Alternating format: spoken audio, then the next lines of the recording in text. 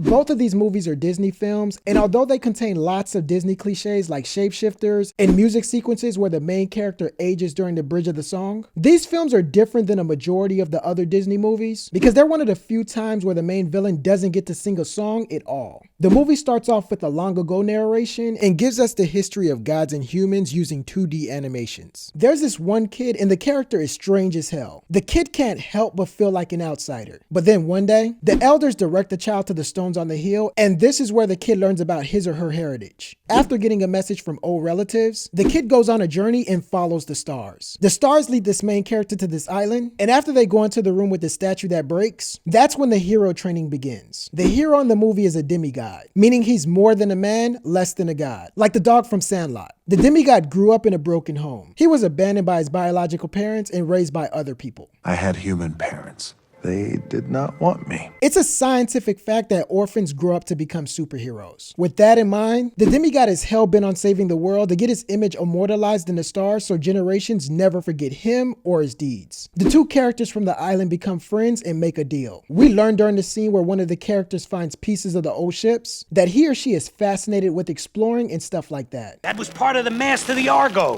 The Argo? Since the character is fascinated with exploring, both of them spend a lot of time together and sail the world together. There's a mountain that touches the sky. Underneath the mountain is the underworld. They fall into the underworld and the girl almost dies. But luckily, the hero saves her life. It's actions like this that remind you that the demigod is a true hero. But he doesn't believe that because he's brainwashed into thinking that heroes are only as good as their weapon. Without my hook, I am nothing. Rule number 15, a hero is only as good as his weapon. This warped way of thinking causes him to become very vain, and his head gets bigger than the kid from Dexter's laboratory. He gets carried away and starts saving people only for recognition instead of saving lives just cuz. Although these deeds are good, the gods keep track, and this method of saving lives doesn't mean a thing basically. When the villagers pray for a savior, Jesus sends the main dude instead. The two partners split up for irreconcilable differences. The demigod feels betrayed and can't even look at her face without whispering the B word. The timing for the breakup couldn't have come at a worse time because the lava monster attacks and burns up everybody like Pepsi did Michael Jackson. The demigod flies back to save the humans from the lava monster, and not only does he risk his life to save the humans, but the demigod also saves the god that was covered in fire and brimstone, and the series of events finally makes him a true hero. Those are 24 reasons these movies are the same. You agree? Yes, no, maybe so? If not, politely share your thoughts in the comment section below and click the subscribe button for more 24 reason videos.